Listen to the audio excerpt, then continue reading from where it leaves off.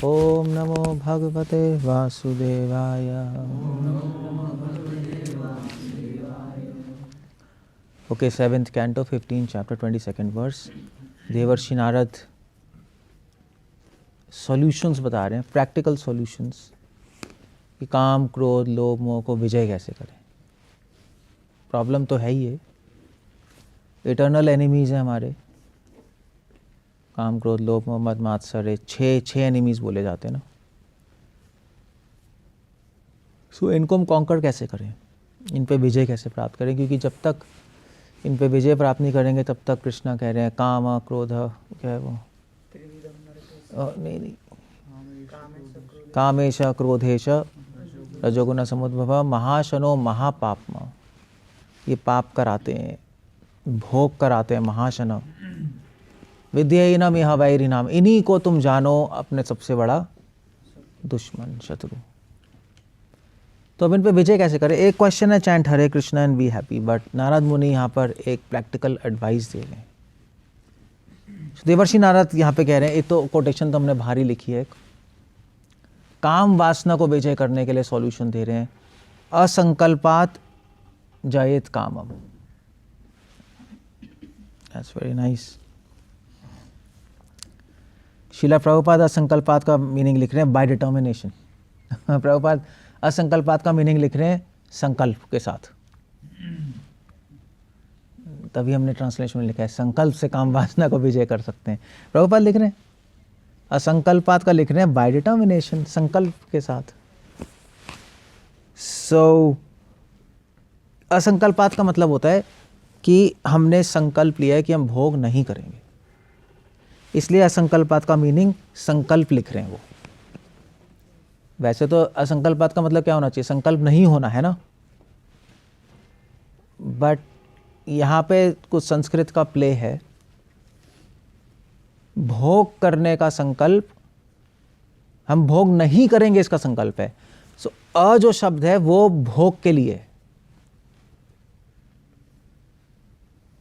और फिर संकल्प है। इस तरह से संकल्प के लिए अ नहीं है। हम किसी भी वर्ड के पहले अ लगाते तो उसका नेगेशन हो जाता है ना, नेगेटिव बन जाता है ना वो। तो विवेक मतलब बुद्धि, अविवेक मतलब बुद्धिहीन, या और क्या है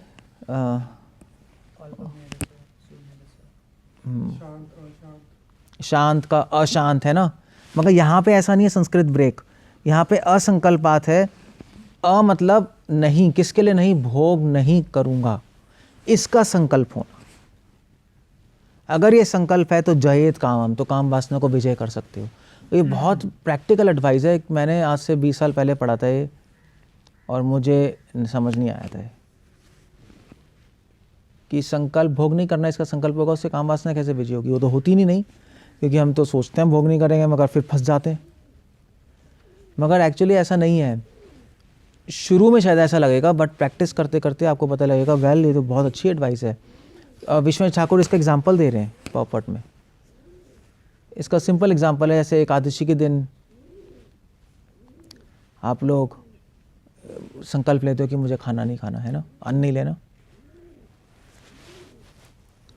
या कुछ खाना नहीं, तो भूख नहीं लगती। जैसे निर्जल एकादशी के दिन प्यास का तो ज़रूर है कि, मगर भूख नहीं लगती कि अभी खाना ही नहीं भैया आज के।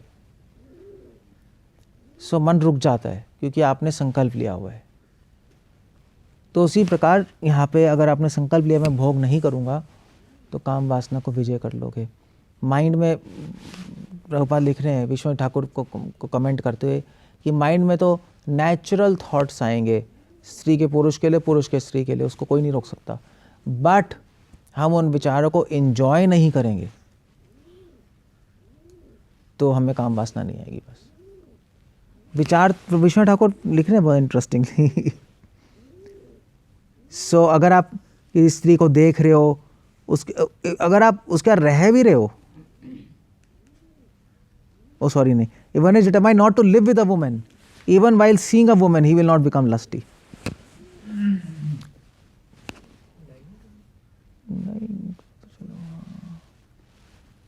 सो ये पॉइंट है कि अगर हमारे में पॉइंट है कि जैसे ही आप किसी भी चीज़ के अपनी विल डाल दोगे तो वो तो उसका रिजल्ट आ जाएगा। विल समझते हो? हाँ, मतलब विल मतलब संकल्प ही हो गया एक्चुअली। अगर आप किसी चीज़ में अपना संकल्प डाल दोगे तो उसमें उसका भी रिजल्ट आता है। अगर किसी चीज़ में आप संकल्प नहीं डालोगे तो रिजल्ट नहीं आएगा। तभी तो वो भगवान कह रहे हैं, हमने कल पढ़ा था, सर्वारंभ परित्यागी। जैसे रामानुचार्य एग्जाम्पल दे रहे हैं, जैसे एकादशी होती है तो एक एकादशी पुत्रदा एकादशी। तो अब मान लीजिए कोई ब्रह्मचारी वो एकादशी कर ले तो क्या उसके बच्चा हो जाएगा क्या? वो तो पुत्रदा है, पुत्र देने वाली है। सो क्या करें? सो वेल, अगर हमारा संकल्प ये नहीं है कि हमें एकादशी से पुत्र चाहिए तो उस एकादशी का फल नहीं आएगा, रिजल्ट नहीं आएगा उसका, क्योंकि हमारा संकल्प कुछ और है कि एकादशी से भगवान खुश हों। ऐसे यज्ञ में होता है, तो यज्ञ में आपको जो भी चाहिए होता है तो पहले संकल्प लिया जाता है। तो जो आपके यजमान होते हैं संकल्प लेते हैं कि मुझे ये चाहिए, तब रिजल्ट आता है। रामानुचार्य ने यहाँ तक कहा है कि जैसे तो ऐसे वेदों में कई तरह के यज्ञ दिए हैं, उन यज्ञों में कई तरह के रिजल्ट्स भी हैं शास्त्रों में। जैसे आपका अग्निष्टोम यज्ञ, अग्निहोत्र यज्ञ, बहुत सारे उसके रिजल्ट्स हैं, इसे स्वर्ग मिलेगा, इससे ये होगा। मगर अगर यज्ञ करते हुए हमारा संकल्प यह है कि हमें ये नहीं चाहिए, हमें तो भगवान का प्लेजर चाहिए, तो वो वाला रिजल्ट आएगा। जो संकल्प होगा वही रिजल्ट आएगा, ये लॉ है। चाहे आपके एक्शंस शायद वैसे ना हो। तो इसलिए कृष्णा कह रहे हैं कि काम वासना को विजय करने में तो स्पेशली संकल्प का बहुत बड़ा रोल है। क्योंकि वे भी लिख रहे हैं प्रभुपाद कि भाई आप रोड स्त्रियों को देखना तो मन बंद नहीं कर सकते, स्त्रियां पुरुष को देखना बंद नहीं कर सकते, संभव है। मतलब आपसे कितने आप यहाँ पे पर्दा लगा लो, फिर भी क्या है, पर्दे के बाहर तो मिलोगे फिर तो बाहर तो जाओगे। पर्दा लगाना अच्छा है, वैसे हमें भी लगाना है पर्दा, हम भूल गए लगाना, हमें लगाना चाहिए था पर्दा यहाँ वर्ण आश्रम में संस्कृति के तौर पे। बट एज सच आप रोड पे जा रहे हो तब भी दिखाई तो देंगे स्त्री पुरुष, और बात भी होगी सेवा के वक्त, बहुत सारी। आप पूरे तो अवॉइड नहीं कर सकते ना, या तो आप ऋषि श्रृंगा बन जाओ। मगर ऋषि श्रृंगा का भी फॉल डाउन हो गया उसने भी स्त्री को कभी नहीं देखा था। और मज़े की बात यह है कि ऋषि श्रृंगा ने स्त्री को कभी नहीं देखा, और वो जवान हो गया था, 18-19 साल का तो लड़का होगा ही। 18 साल उसने, क्योंकि उसकी माँ नहीं थी। आई थिंक जो ऋषि था, क्या था ऋषि श्रृंगा का, उसके ऋषि क्या हुआ था, उर्वशी से पैदा हुआ है ये ऋषि श्रृंगा कैसे, मेनका से है? हाँ, हिरन और मेनका कुछ तो होगी ऐसी, और हिरन से आ जाएगा कुछ हुआ था, कुछ तो कुछ अप्सरा आई थी।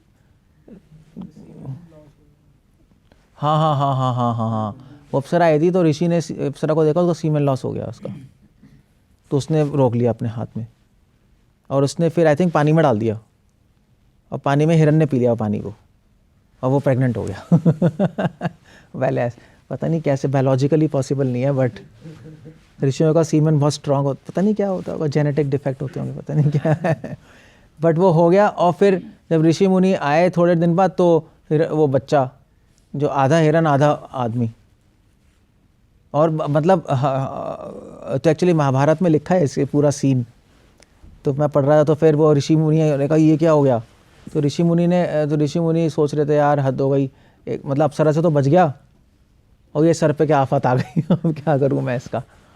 तो उन्होंने बच्चे को रखा, तो उस बच्चे ने आज तक किसी स्त्री को नहीं देखा, अपनी माँ को भी नहीं देखा था। तो ऋषि, मतलब मज़े की बात ये है कि जिसने आज तक स्त्री को नहीं देखा, कुछ नहीं था, उसको ये लोग लेने आए, कौन थे ये, कौन था वो है, नहीं तो राजा कौन था जिसने भेजा था, हाँ रोमपाद राजा, उसने वैश्या को भेजा था कि भाई तुम लेके आओ कि मेरे राज्य में बारिश नहीं हो रही। ऋषि श्रृंगा सबसे बड़ा ब्रह्मचारी, ऐसे ही उसका पैर पड़ेगा तो बारिश हो जाएगी, एस्ट्रोलॉजर्स ने बोल दिया था उसको। अब उसको लाएं कैसे, क्योंकि उसको लाएंगे तो उसके पापा जला देंगे सांप से। तो उन्होंने कुछ वैश्यों को भेजा, और वैश्या उसको अपने शिप में उठा के ले जा रही थी, बोट में बिठा के ले गई, प्लेन बोट था ना, आई थिंक बोट थी, हाँ बोट थी, पूरा बोट थी, बोट में बिठा के ले गई। और जब तक वो सिटी पहुंची रोमापाद के, तब तक ऋषि श्रृंगार ने कहा मैं शादी कर लूँगा। और रोमापाद की जो पुत्री थी, क्या नाम था उसका, शांता है ना, हाँ उससे शादी कर ली उसने। मतलब अजीब सी बात है, मतलब पूरी जर्नी हो गई और जर्नी में उसको लस्ट भी आ गई और डिसाइड भी कर लिया मैं शादी करूँगा, जाके शादी कर डाली। इसको कहते हैं शक्ति काम वासना की। सो आप अवॉइड नहीं कर सकते आप स्त्री को, इम्पॉसिबल है वो। आप अवॉइड भी कर लो तब भी कभी ना कभी तो एनकाउंटर होएगा ही होगा। So what you do with that. तो इसलिए यहाँ पे कह रहे हैं कि उसका एक ही तरीका है, आपको असंकल्पात, आपको मन में ये डिसाइड करना पड़ेगा कि मैं इंजॉय नहीं करूँगा। बस आपकी विल, संकल्प नहीं होना चाहिए। अगर संकल्प होगा तो फिर ध्यायतो विश्वाम पुंसा बुद्धि नाशो प्रणश्यति। बीच का कुछ नहीं होता संगस्तेषु जायते। ये तो थ्योरी है। ध्यायतो विश्वाम पुंसा संगस्तेषु संगा संजयते काम है, कुछ नहीं होता। ध्यायतो विश्वाम पुंसा बुद्धि नाशो प्रणश्यति। बीच का तो ऐसे ही लिखा हुआ है बताने के लिए, ऐसा होता है ऐसा होता नहीं।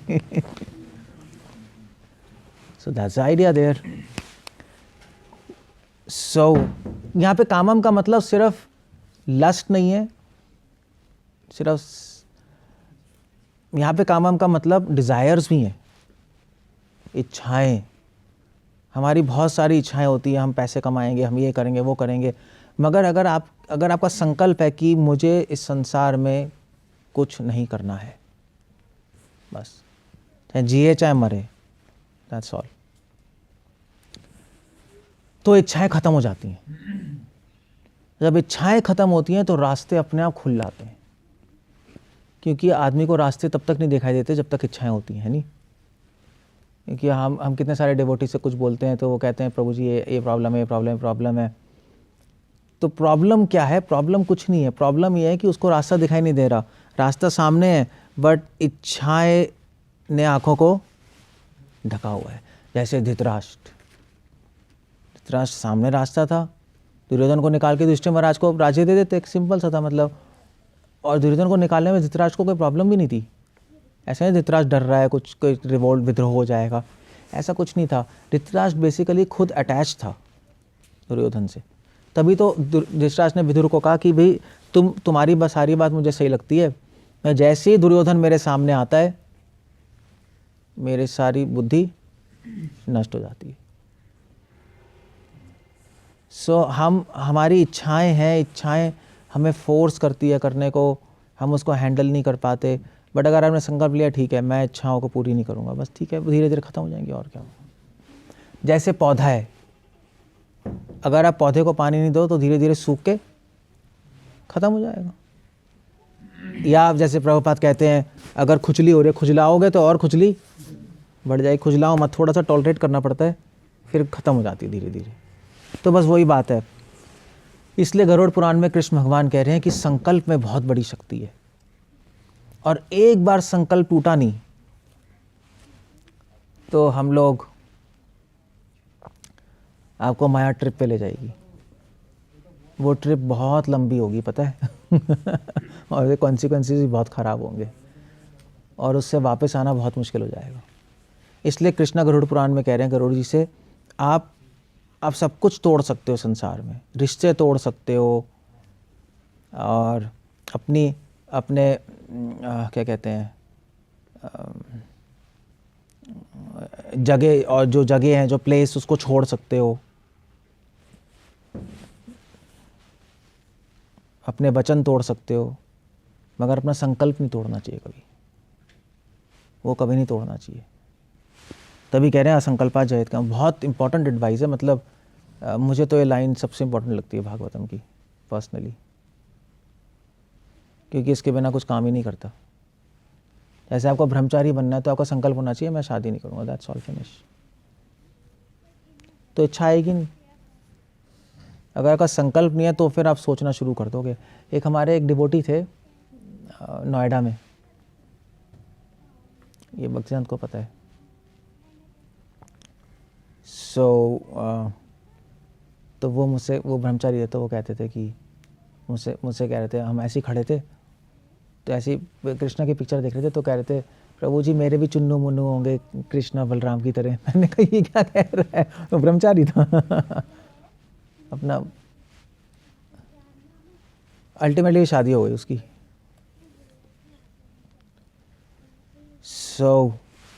असंकल्पात जयेत काम। संकल्प लो, कुछ करने के लिए लाइफ में संकल्प लेना पड़ता है। दुनिया में कुछ भी करने के लिए संकल्प स्ट्रांग होना चाहिए। इसलिए कहावत है कि अगर आप दूसरा पैर आगे रखने में डरते हो तो एक ही पैर पे खड़े रह जाओगे पूरे लाइफ। दूसरा पैर रख ही नहीं पाओगे आगे, एक ही पैर पे खड़े रह जाओगे, और एक पैर पे जो खड़ा होता है वो अल्टीमेटली गिर जाता है।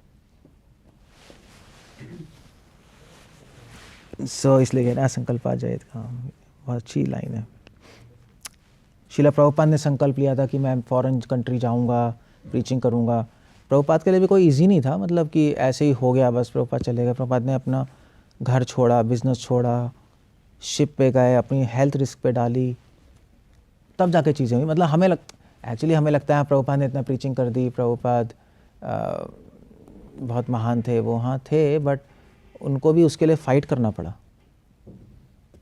मतलब अपने आप चीज़ें नहीं हो गई, ऐसे नहीं बैठे बिठाए चीज़ें हो जाती हैं। बैठे बिठाए कुछ भी नहीं होता। तभी तो कहते हैं कि वो क्या, एक कहावत है कि फसल जब उग जाए तो उसको काटना पड़ता है, बिना काटे अपने आप आपके पास नहीं आ जाएंगी। सो काटना पड़ेगा और फिर उसको पीटना भी पड़ेगा, तब जाके अन्न निकलेगा। सो बिना मेहनत किए इस संसार में कुछ भी नहीं मिलता, और मेहनत का जो बीज है वो है संकल्प। That's all. ओके, असंकल्पा जयेत कामम। अगर संकल्प वीक है तो ऐसे डिवोटीज का संग ले जिसका संकल्प है, और उन लोगों से एसोसिएट करें तो हम आगे बढ़ पाएंगे। अगर एक किसी वैष्णव में अगर कुछ देखना है तो ऑफ कोर्स उसकी स्कॉलरलीनेस तो है, अच्छा ही है, स्कॉलरली है, और सीनियर है, वो भी अच्छा है, बट सबसे मोस्ट इम्पॉर्टेंट चीज़ है उसके में संकल्प कितना है भगवान को प्राप्त करने का। जितना संकल्प है उतना ही वो बड़ा वैष्णव है। तभी तो महाप्रभु ने कहा जय भजे सही बढ़। इतना आधा भजन है उतना ही आगे सीनियर है, और वो कितना भजन है वो संकल्प से देखा जाता है। ओके, दूसरा कह रहे हैं क्रोध। क्रोध को विजय कैसे करना है? क्रोध भी एक बहुत बड़ी प्रॉब्लम है लोगों की। डिवोटीज कहते हैं कि क्रोध अपने आप ही आ जाता है। वो क्या कह रहे थे मुकुंद? क्रोध करते नहीं, क्रोध आ जाता है। सो क्रोधम कामा विवर्जनात्। क्रोध खत्म होगा काम वासना खत्म करने से। सो एक बार आपने काम पे विजय पा ली तो काम का बच्चा है क्रोध। जब माई नहीं रही तो बच्चा भी नहीं है, ना रहेगा बांस ना बजेगी बांसुरी।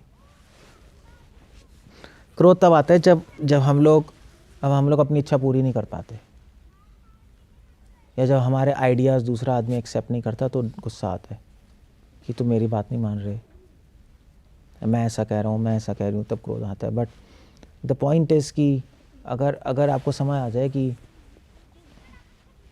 वेल इच्छाएं जो मेरी हैं, जो भी है वो इतनी इम्पोर्टेंट नहीं है।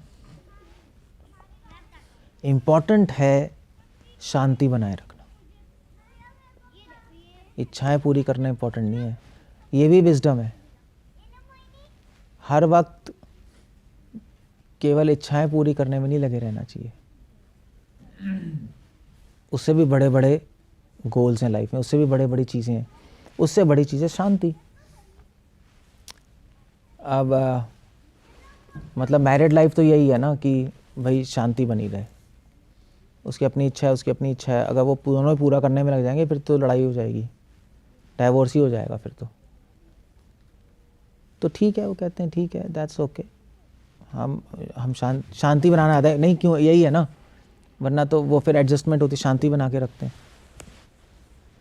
ऐसे ही कंट्री लेवल पे, ऐसी कम्युनिटी लेवल पे है, वैष्णव सोसाइटी में ऐसा ही है।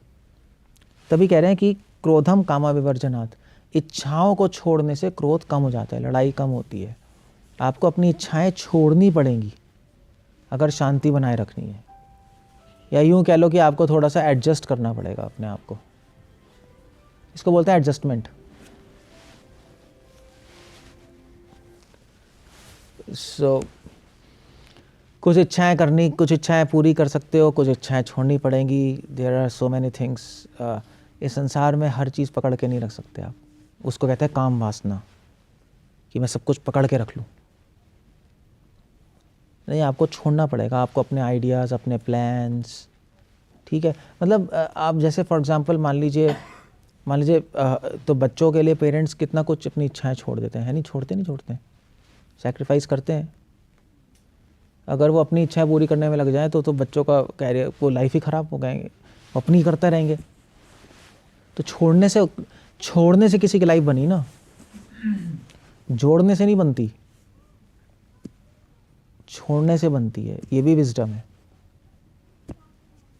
छोड़ने से ज़्यादा चीज़ें बनती हैं। हमें लगता है जोड़ने से बनती है, मगर एक्चुअली ऐसा नहीं है। पैसा खर्च करोगे तो कम होगा, ज्ञान खर्च करोगे तो बढ़ेगा। छोड़ने से चीज़ें बढ़ती हैं। इनफैक्ट पैसे के केस में भी ऐसे ही है। पैसा खर्च करोगे, पैसा पैसे को खींचता है। सुना है? पहले मैं भी नहीं मानता था, मगर ऐसा ही है। ये उल्टा है, मगर है ऐसा, है ऐसा। इसलिए कह रहे हैं क्रोधम काम विवर्जना।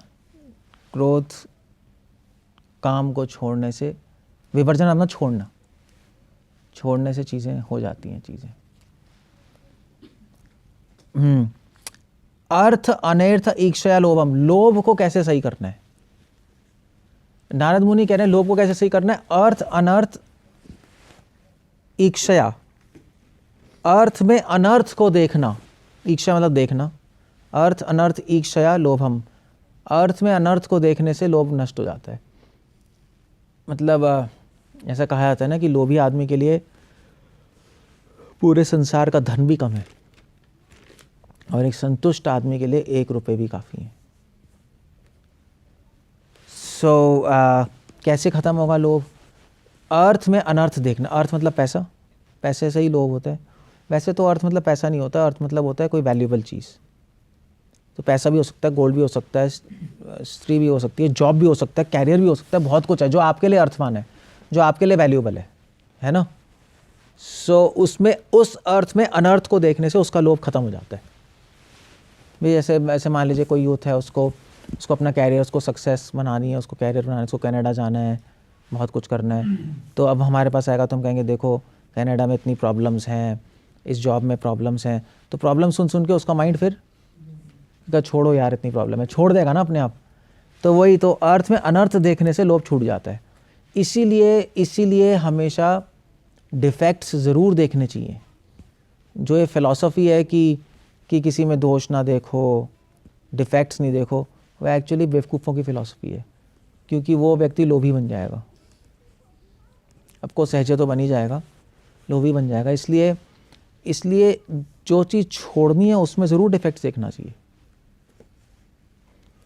वैष्णव में डिफेक्ट्स नहीं देखना, क्योंकि वैष्णव को छोड़ना थोड़ा ना वो तो क्या रहना है, तो उनमें ज़्यादा दोष नहीं देखना चाहिए। बट पैसे में, शराब में, इस संसार में दोष ज़रूर देखना चाहिए। भगवान खुद कह रहे हैं जन्म मृत्यु जरा व्याधि दुख दोष अनुदर्शनम। जन्म मृत्यु जरा व्याधि में दोष है, ये भगवान कह रहे हैं।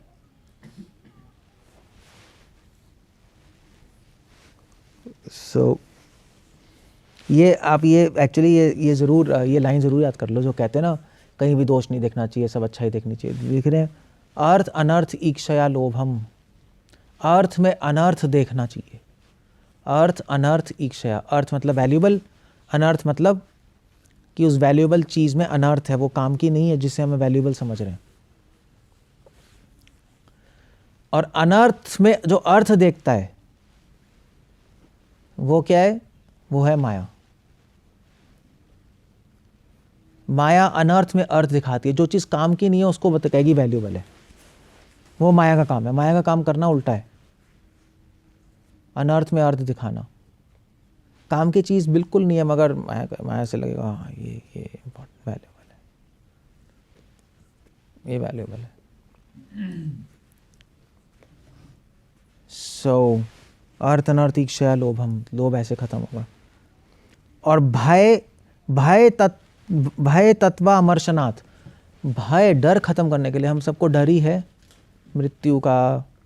मृत्यु से पहले इस बात का डर है आगे क्या होगा, अब क्या होगा, अब क्या होगा, फिर क्या होगा। कुछ लोग लाइफ में कुछ डिसीजंस ले ही नहीं पाते, ज़ीरो डिसीजन मेकिंग पावर, क्योंकि डरते हैं अब क्या होगा, अब क्या होगा, फिर क्या होगा, फिर क्या होगा। जो डरता रहेगा वो क्या कहावत है, जो डर गया सो मर गया। वो कुछ नहीं कर पाएगा लाइफ में, कुछ नहीं कर सकता वो।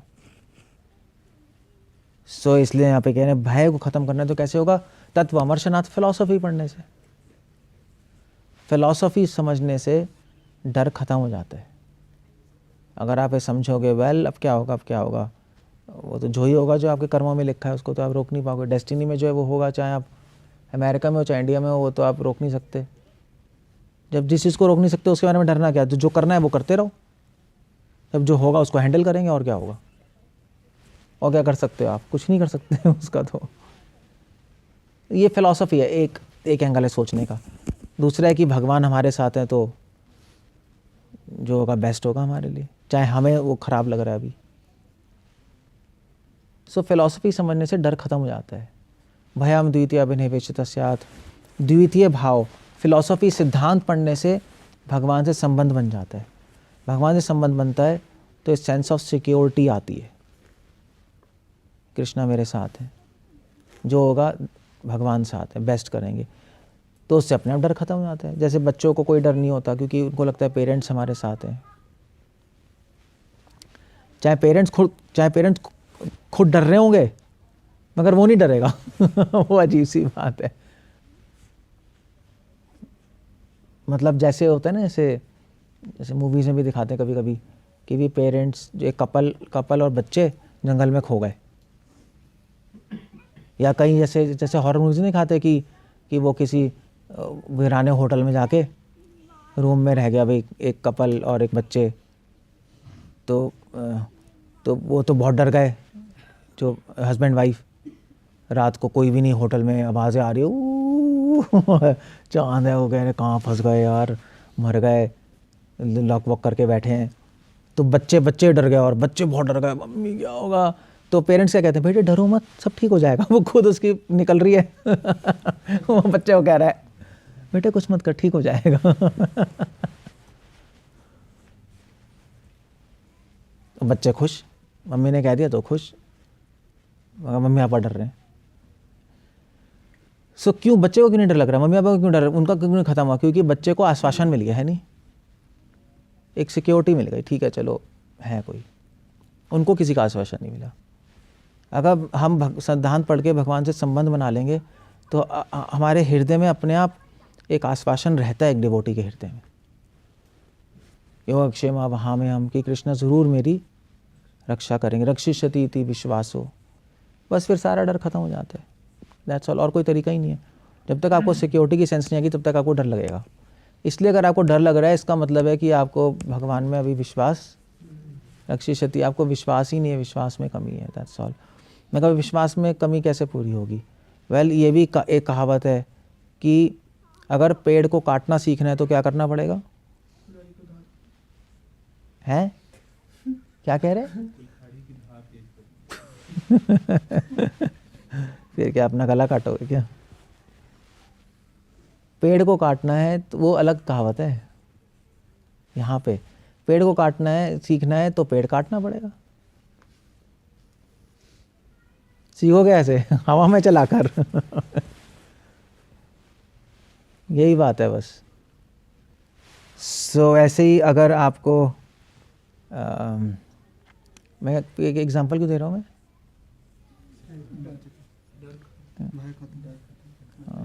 कर लें तो फिर है हाँ मतलब हाँ कि अगर भय ख़त्म करना है तो भगवान से संबंध बनाना पड़ेगा आपको, वरना भय ख़त्म नहीं होगा। पढ़ के चीज़ें ख़त्म नहीं होती, वो एक संबंध बनाना पड़ेगा। और संबंध क्या बनाना पड़ेगा, मतलब भगवान पे विश्वास होना चाहिए, रक्षा करेंगे, मगर वो कैसे होगा, वो तो फिर आपको स्टेप लेके ही होगा। बिना स्टेप लिए कैसे होगा, है ना, बिना स्टेप लिए तो कुछ होता ही नहीं। अब नहीं करोगे तो कैसे डर खत्म होगी चीज़ें, वो फिर नहीं होंगी, दैट्स ऑल। तो हर बच्चा स्विमिंग सीखने आता है तो पानी से डर लगता है पहले, और फिर क्या करते हैं, उसी पानी में फेंक देते हैं। जिससे डर लग रहा है उसी से भिड़ जाओ तो डर खत्म हो जाता है। ये तरीका है। जहाँ जो भय का सोर्स है वहीं जाओ, वहीं सॉल्यूशन भी है। ये भी विजडम है। जो प्रॉब्लम का सोर्स होता है वहीं पे सॉल्यूशन भी होती है, मगर इंसान उस प्रॉब्लम से दूर भागता रहता है, कहीं और सॉल्यूशन मिलेगा। सॉल्यूशन वहीं है भाई। तो इससे कह रहे हैं, तो ये सारी चीज़ें कैसे पता लगेगी, ये विजडम है नहीं, विजडम है ना, फिलॉसफी है ना। आपको कुछ चीज़ें बताई जा रही हैं, तो फिलॉसफी पढ़ने से डर खत्म हो जाता है, हमारे मिसकंसेप्शंस दूर हो जाते हैं, हमारे गलत आइडियाज़ खत्म हो जाते हैं। गलत आइडियाज़ से तो डर लगता है, और क्या है। जैसे मान लीजिए जब हम यहाँ पे शिफ्ट नहीं हुए थे तो लोग कहते हैं अरे तो बहुत डरावना, गंडा खेड़ी, या तो भूत होते हैं, है नहीं, बहुत सारी चीज़ें थी ना। कहते नहीं, अभी भी कहते हैं नदी के पास रात को मत जाना, भूत हैं, डरावना डर है, अकेले खेत में क्या होगा क्या नहीं होगा। हम जहाँ से डर लग रहा था वहीं आके बैठ गए डर खत्म, कुछ है ही नहीं है, कुछ भी नहीं है। मतलब भूत तो क्या, एक चोर भी नहीं है आज तक एक मतलब आज तक हमारे यहाँ से एक आपका नट बोल्ट भी चोरी नहीं हुआ। So that's idea. भय तत्व अमर्शनात्, तत्व अवमर्शनात्, तत्व को समझने से। तो एक्चुअली जो समझना नहीं है, यहाँ पे नारद मुनि कह रहे अवमर्शनात्, फिलॉसफी को बार बार मनन करने से, उसका मंथन करने से, सिद्धांत को, उससे फिर धीरे धीरे डर खत्म हो जाता है, क्योंकि आपको राइट कंक्लूजन्स मिल जाते हैं लाइफ के। फिर आदमी कुछ भी करने को तैयार है, ठीक है, फिर तो भगवान को पाने के लिए कुछ भी कर सकते हैं, देखा जाएगा। सो भयम तत्वामर्शनात्, ये भय खत्म करने के लिए। उसके बाद नारद मुनि कह रहे हैं शोक मोहौ, अनवीक्षक्या शोक मोहौ, शोक और मोह को खत्म करने के लिए। शोक मोह क्या होता है, शोक मोह वही है ना, मतलब रोते रहना कि भी, ऐसे लोग कह रहे हैं पिछले साल बहुत दुखी बीता, कोरोना, इतने लोग मर गए, नहीं, अब तभी तो कह रहे हैं हैप्पी न्यू ईयर, अब शायद अच्छा न्यू ईयर हो, यहाँ पे कोई बीमार नहीं हो, सबको अच्छा हो, सब बहुत सारी चीज़ें हैं। मगर ऐसे कहने से थोड़ा ना कुछ हो जाएगा कि अच्छा वो तो जो होगा होगा। बट अगर रियली में शोक और मोह को ख़त्म करना है तो कह रहे हैं, तो यहाँ पे कह रहे हैं अनवीक्षा। अनवीक्षा मतलब होता है एनालिसिस। अपनी लाइफ को एनालाइज करने से शोक और मोह खत्म हो जाता है। अपने आप को एनालाइज करने से, मैं कौन हूँ, जीवन क्या है, और मैंने कैसा जीवन बिताया है, कैसा बिताना चाहता हूँ, अगर वो क्लैरिटी है तो फिर उससे शोक और मोह खत्म हो जाता है। शोक बात है कि मैंने कैसा जीवन बिताया है, तो ऑफ कोर्स आप पिछले देखोगे अपने लाइफ में तो आपने गंदे काम किए हैं, भक्ति नहीं की, उल्टा फुल्टा किया है, तो आप कहोगे उससे तो और शोक हो जाएगा। मगर एक्चुअली और शोक होगा नहीं, शोक ख़त्म हो जाएगा, क्योंकि जब आप देखोगे ये सब किया है, दैट्स ओके, मगर अब मैं इम्प्रूव होना चाहता हूँ, तो ठीक है, जो हो गया, अब तो इम्प्रूव होना चाहते हैं, शोक ख़त्म हो जाएगा। और मोह मतलब कि फिर आगे कैसे होगा, क्या नहीं होगा, वो बिविल्डरमेंट जो है वो भी ख़त्म हो जाएगी। अगर आप एनालाइज करोगे कि मुझे आगे क्या करना है, मुझे आगे भगवान की भक्ति करनी है और सेवा करनी है, उसके सिवाय कुछ नहीं करना, तो मोह भी ख़त्म हो जाएगा। फिर आपके सही डिसीजंस आएंगे। मोह मतलब बिविल्डरमेंट, बिविल्डर होते हैं हम, क्या करें क्या ना करें, क्या करें, क्या एक ही चीज़ करनी है, भगवान की भक्ति करनी है, भक्तों का संग लेना है, दैट्स ऑल, फिनिश, काम ख़त्म हो गया। उसको आगे देख कर डिसीजन लो, बाकी सारी चीज़ें तो बेकार है सब, तो हो जाता है बस, ठीक है, दैट्स ऑल। जब करना ही है तो फिर करना ही है। अनवीक्षा शोक मोहौ, दंभम मद महद उपासया, और अहंकार कैसे ख़त्म होगा। अहंकार खत्म करने का बहुत अच्छा बता रहे, दम्भम मद महद उपासया। अहंकार खत्म होता है महद लोगों की उपासना करने से, महान व्यक्तियों की उपासना करने से, वैष्णवों को की सेवा करने से, वैष्णवों को ग्लोरीफाई करने से अहंकार नष्ट हो जाता है। क्योंकि जब हम सेवा करेंगे तो एज अ सर्वेंट हमें बात माननी पड़ेगी, एज अ सर्वेंट हमें डांट भी सुननी पड़ेगी, एज अ सर्वेंट वो क्या हम हर्ट भी होंगे, नहीं हर्ट भी होंगे, तो आपका अहंकार कम होगा। तो महान लोगों की सेवा करने से अहंकार नष्ट हो जाता है। और वो इसलिए भी होता है क्योंकि महान लोगों को जिस आप जब रहोगे महान वैष्णवों के साथ, तो आपको दिखाई देगा कि इतने महान होते भी इतने दीन है, और मैं इतना नीच होते हुए भी इतना अहंकारी हूँ अपने, तो फिर अपने आप ही वो अहंकार खत्म हो जाता है। महत सेवया महत उपास्य योगान अंतरायन मौनेन। और योग में जो रुकावटें हैं, योग मतलब ऐसे भक्ति योग में, हमारे योग में चैंटिंग में जो रुकावट है, हमारा माइंड भागता रहता है, ये जो प्रॉब्लम्स हैं वो कैसे ख़त्म होंगी? मौनेना, साइलेंस से। अब मौनेना का मतलब वैसे तो ये है कि संसारी प्रजल्प नहीं करना। मौन मतलब चुप रहना, संसारी बातों के लिए चुप रहना। आप जितना कम बोलोगे उतना ही ज़्यादा सीखोगे। ये बहुत इंपॉर्टेंट एडवाइस है। मूर्ख बोलते हैं, बुद्धिमान सुनता है। ऑफ कोर्स अगर बोलना है तो कृष्ण के बारे में बोलो, वो तो बहुत ही अच्छा है। ये थोड़ा संसार के परिप्रेक्ष्य में बता रहे हैं। तो अगर कोई भी योग करना है तो आप कम बोलोगे ना, तो फिर आप क्या होगा, दो चीज़ें होंगी। एक तो आप ज़्यादा सीखोगे, ऊपर से लड़ाई भी कम होगी। बोलने से तो लड़ाई होती है, और क्या इस मतलब पूरा महाभारत केवल एक 2 इंच की जीभ से हो गया। अंधे का बेटा अंधा, लो भैया चलो, ना बोलती ना कुछ होता। मतलब द्वेष तो था ही, मगर वो चलता रहता, वो उससे स्पार्क लग गई एक। सो वही बात है, कम बोलोगे, कम मतलब इन द सेंस फालतू की बातें कम होगी तो लड़ाई कम होगी, मिसकंसेप्शंस कम होगी। भगवान के और मौन ना क्या, भगवान के बारे में बोलो, दैट्स ऑल, फिनिश। तो ऑब्स्टिकल्स कम हो जाती हैं। जीवा वेगम, वही ना। हिंसाम काम आदि अनीहा। और हिंसा मतलब द्वेष। द्वेष कैसे खत्म होगा? काम आदि अनीहया, द्वेष खत्म होता है। खैर नारद मुनि तो कह रहे हैं काम वासना खत्म करने से द्वेष भी खत्म हो जाता है। भाई जब आपकी इच्छाएं नहीं है तो आपको किसी से द्वेष भी नहीं होगा। इच्छाएं तभी तो लगता है कि मेरे पास इतना, उसके पास इतना ज़्यादा है, वो ले। जब आपकी इच्छा ही नहीं है तो उसके बाद जितना भी हो तो हमें क्या लेना देना। तो द्वेष होता ही इसलिए है क्योंकि हमें लगता है उसके पास क्यों ज़्यादा है, मेरे पास क्यों कम है। किसी को अपने से ऊपर देख के द्वेष होता है, वो चाहे किसी भी चीज़ में हो। वो देखो तो जो कोई भी आपसे कुछ ज़्यादा करेगा तो आपको द्वेष होगा, वो मुझसे ज़्यादा क्यों कर रहा है, वो क्यों कर रहा है, वो क्यों कर रहा है।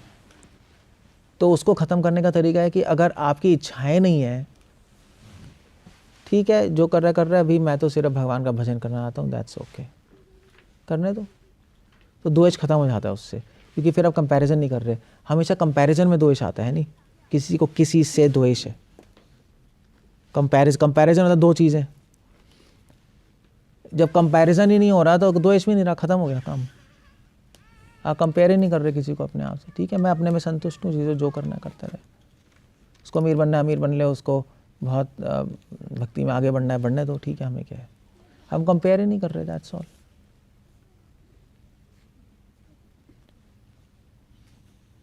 मतलब अगर आप जंगल में अकेले रह रहे हो तो द्वेष होगा किसी से? कोई है ही नहीं कंपेयर करने वाला। 2 जन हैं, 2 जनों में भी हो जाएगा द्वेष। कभी कभी पिता को बेटे से द्वेष हो जाता है कि वो मुझसे आगे निकल रहा है, ऐसा भी होता है। सीरियसली जनरली नहीं होता बट होता है। So like that. ठीक है मैं कल करूँगा और आगे। नहीं एक्चुअली हो गया, हाँ ये तो इसका आखिरी लाइन बहुत अच्छी है, जल्दी बताता हूँ चलो। कृपया भूतजम दुखम,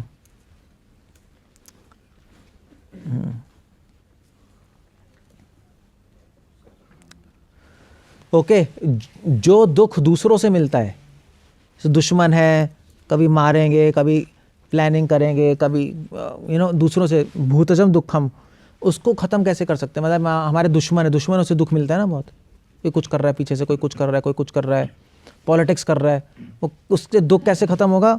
कृपया, कृपा से वो दुख खत्म हो जाता है। अगर आप by being merciful to all living entities, जो आपके लिए, जो आपके अगेंस्ट काम कर रहा है, अगर आप उस पर कृपा कर दो, वो दुख खत्म हो जाएगा, वो रुक जाएगा, वो वहीं रुक जाएगा। तभी तो कहते हैं लव योर एनिमीज, है नहीं? तो दुश्मनी को खत्म करने का तरीका दुश्मनी नहीं है, वो तो और बढ़ जाएगी। दुश्मनी को खत्म करने का तरीका है कृपा और प्रेम। एक्चुअली प्रेम से ज़्यादा कृपा। सो ठीक है, दैट्स ओके। आप जो आपके अगेंस्ट है उसी की सेवा करने लगो। कृपा में यहाँ पे सेवा भी हो गया, क्योंकि अगर आपसे हायर है तो क्या करोगे? लोअर में तो कृपा कर दोगे, हायर में क्या करोगे? तो जो आपके एंटी है, जो द्वेष, जो आपके अगेंस्ट काम कर रहा है, उसी की हेल्प कर दो, तो वो रुक जाएगा, आपको तंग नहीं करेगा। ऑब्वियसली नहीं, अगर इसने मेरी हेल्प कर दी, मैं तो उसका एंटी आ रहा था, ये क्या हो गया? तो इस तरह से दूसरे लोगों से जो दुख मिल रहा है वो ख़त्म हो जाएगा, वो आपको दुख नहीं देंगे। वो कहेंगे यार ये तो इतना अच्छा आदमी है, मैं इसके अगेंस्ट काम कर रहा हूँ और ये मेरे लिए काम कर रहा है, ये कैसे, ये क्या हो गया? वो तो उल्टा ही हो गया। And people then change. कृपया भूतज दुखम दैवम झय्या आत्मसमाधिना, और जो दुख दैव से मिलते हैं, दैव मतलब आदि दैविक, सुनामी, ठंड इतनी हो रही है, दुख मिल रहा है, गर्मी ज़्यादा हो रही है, भूकंप आ गया, ये दैवम, ये आदि दैविक दुख कैसे ख़त्म होंगे? झय्यात समाधिना, ये सब समाधि से ख़त्म हो जाते हैं।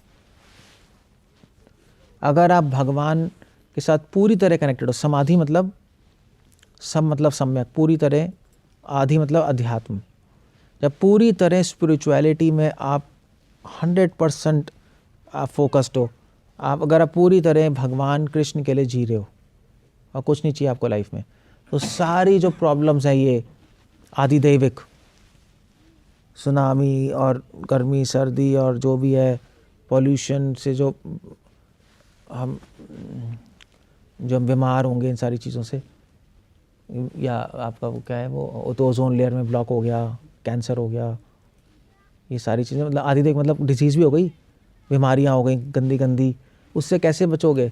उससे समाधि से बच सकते हैं। अगर आप पूरी तरह सम्यक अध्यात्म, अगर पूरी तरह आप स्पिरिचुअलिटी में फोकस्ड हो, आपका गोल ही भगवान की भक्ति करना है, गोल ही कृष्ण है, तो अपने आप भगवान बड़ी बड़ी प्रॉब्लम से बाहर निकाल लेंगे, आदिदैविक प्रॉब्लम से। तभी तो कृष्णा कह रहे हैं, वो क्या कहते हैं, तरिश, क्या श्लोक है? तरिष्यति तरिष्यति। बहुत सारी प्रॉब्लम से मैं तार देता हूँ, गीता में है ना, है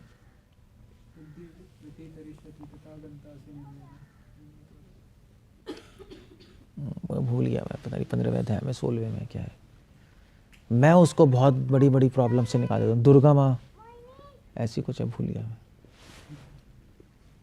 सो इससे आप आदिदैविक प्रॉब्लम से दूर हो जाओगे। और आत्मजम योग वीर्यना, और मन से जो प्रॉब्लम्स आती हैं, माइंड डिस्टर्ब करता है, ये हो रहा है, वो हो रहा है, वो कैसे ख़त्म होगा? योग वीर्यना, योग की शक्ति से, मतलब भक्ति योग की शक्ति से माइंड की डिस्टर्बेंस कम हो जाएगी। योग वीर्य लिखा है, योग से नहीं, ये बहुत इंपॉर्टेंट वर्ड है, योग वीर्यना, योग के वीर्य से, मतलब कहने का मतलब है यहाँ पर कि योग की प्रैक्टिस से, अभ्यास से योग के माइंड की डिस्टर्बेंस कम हो जाएगी। सिर्फ अभ्यास ने तो कौन थे वे आगे न थे, सिर्फ भक्ति योग सिर्फ मैकेनिकली करने से ख़त्म नहीं होगा, प्रैक्टिस करने से उसको। Practice means you have to put efforts. Effort मारने से किसी भी योग की प्रोसेस में माइंड की डिस्टर्बेंस कम हो जाती है। सिंसियर एफर्ट्स कहते हैं ना। और नींद पे कैसे कॉन्कर करना है, आखिरी चीज़, नींद पे वश करना तो इम्पॉसिबल है। और निद्राम सत्व निषेवया, सतोगुण में आने से निद्रा पे वश पा सकते हो। यहाँ पे सतोगुण का, यहाँ पे जहाँ तक स्लीप की बात है, मेन चीज़ है डिसिप्लिन। सतोगुण मतलब मेन चीज़ है डिसिप्लिन और बैलेंस।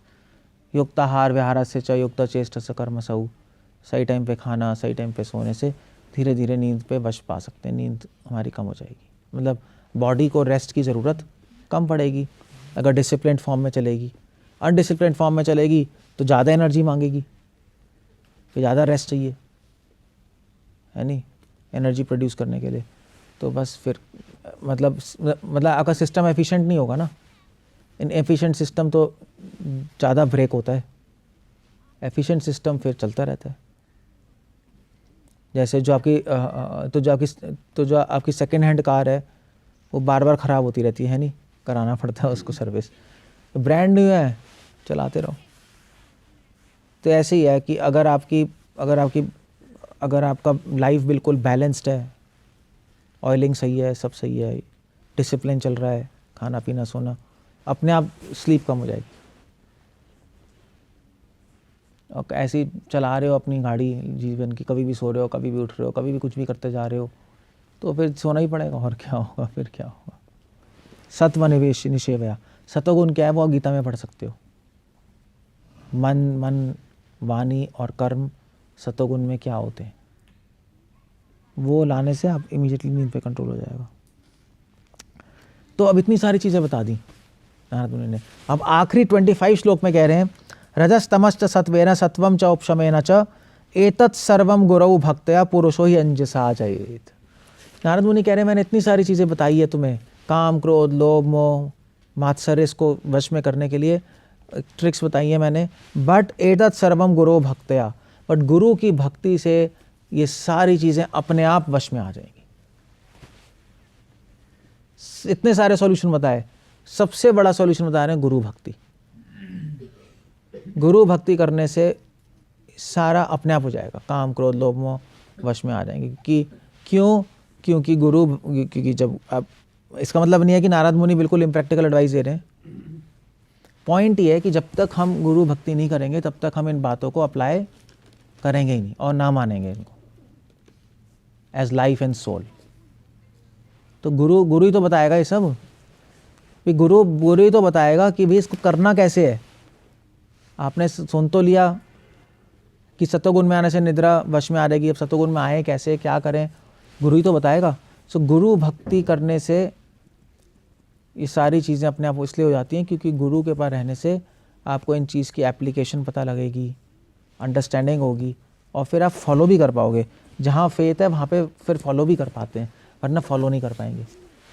और बहुत आसानी से कह रहे ही अंजसा जयत, आसानी से इन चीज़ों को जय कर लोगे अगर फेथ है। प्रेमा भक्ति जहाँ होए थे अविद्या विनाश, बस वही है, गुरु भक्ति जहाँ है वहाँ अविद्या खत्म हो जाती है। ये नारद मुनि की अल्टीमेट कंक्लूजन है ये। हरे कृष्ण, शिला प्रभुपाद की जय। कुछ पूछना, कुछ कहना है?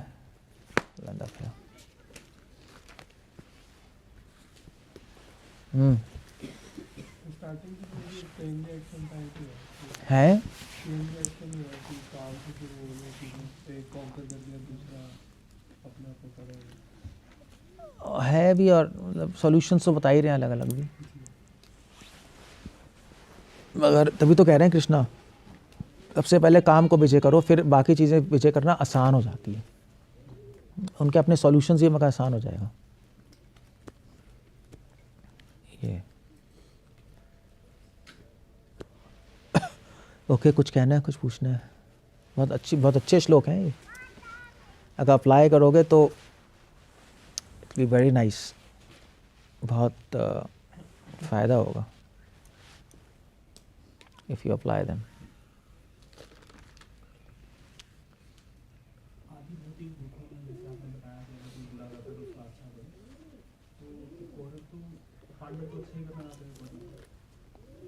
पांडव, हाँ तो फिर भी मार दी, वो तो उनकी मर्जी है। हमेशा नहीं होगा, अगर कोई बहुत ही गंदा होगा तो मारेगा वो। इन जनरल बात कर रहे हैं, चीज़ें चेंज हो जाती हैं, यहाँ नहीं हुई इस केस में,